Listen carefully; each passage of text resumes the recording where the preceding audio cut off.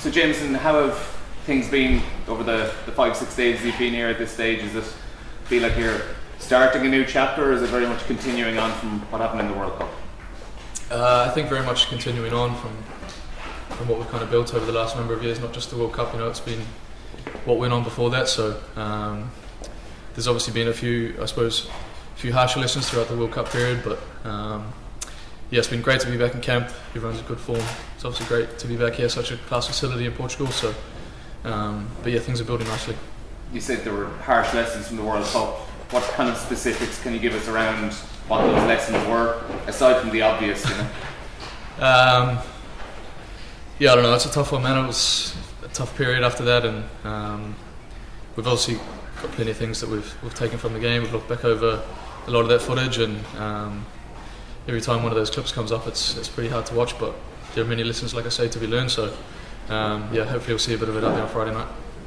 Speaking of Friday, France first up. I mean, that's a perfect game to sharpen the minds, to make sure there's no hangover post World Cup. Exactly, man. I mean, they were the same. I suppose they experienced World Cup heartbreak as well, so they'll be keen to get stuck back into things. Massive home game for them in Marseille. Bit of a change up from Paris, so I'm sure they'll be fired up, and but we're looking forward to it for sure. And then just the big squad change obviously is that Johnny Sexton's no longer around. As scrum half, how have you found working with the likes of Jack, Harry and Kieran Frawley over the last few days? Have they found their voice more than they would have had last year? Are they wary of the fact obviously that Johnny's no longer around, and maybe they need to take on more responsibility around the team? Maybe a little bit, but I think they're all great leaders in their own right. So I would have worked a lot with Kieran and Harry over the years, obviously, and a bit with Jack over the last number of months. So but like I say, great leaders in their own right, and they can all march a team around the pitch. So been great working with them. Jamison, there's obviously two ways you could look at what happened at the World Cup, that it could have knocked off the huge momentum that you had as a team, or that you come into this Six Nations with a huge point to prove and a real determination to right the wrongs of that. So just talk to us about that, and taking the right lessons out of that.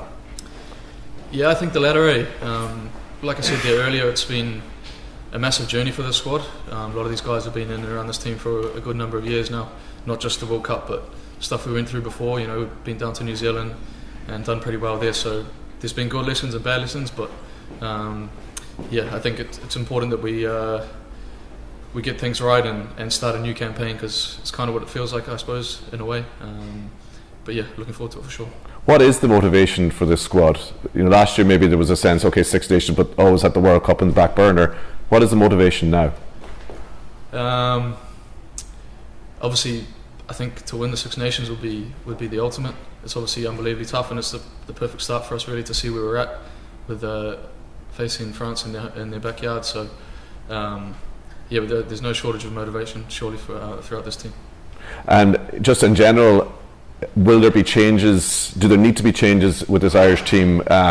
Whether it's lessons from the World Cup, or even some of the things that maybe you're doing at Leinster with Jack Nenab, or do you expect any of that to feed into what we're going to see from this Irish team in the months and years ahead? Maybe a little bit, kind of be drip fed in, but I suppose we don't have a lot of time in camp before our first fixture, so it can be tough to change things around. But there's certainly little bits that we can take from the World Cup, and like you say, all lads working on different things in their provinces. So hopefully we'll see a bit of it out there on Friday night. Last one for me then, you just touched on it earlier, but it is Marseille. It's a different venue. Everything from the French side seems to be, this is going to be ramped up again in terms of hostility and atmosphere, and what a way to start the competition really, isn't it? Exactly, yeah man, you got to love it, eh? It's going to be an unbelievably tough place to go. Obviously, like you say, they're talking it up, and it's a bit of a change up from what everyone's used to in Paris. So no doubt it's going to be a great challenge, and one we look forward to. Great. Gibson,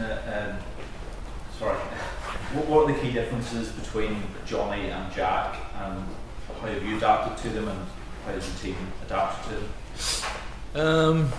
Tough to put a finger on key differences. I suppose they're both great 10s and great leaders, and obviously not just Jack. We have other 10s in camp as well that are stepping up and leaving their mark. So Yeah, but like I say, tough to put your finger on real big differences. Obviously, Johnny was such a huge influence over this team for how many years, and I'm sure Jack will be looking to make his own mark as well. So yeah, hopefully you'll see it all over the next few weeks.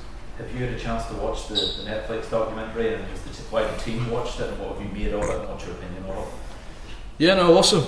I think we were all buzzed out for Ports, I suppose. This episode was pretty awesome, and we all really enjoyed that. So yeah, hopefully we get to see another season. Seeing his side being portrayed out there, would it make you or other teammates maybe want to get involved for the next series? Or?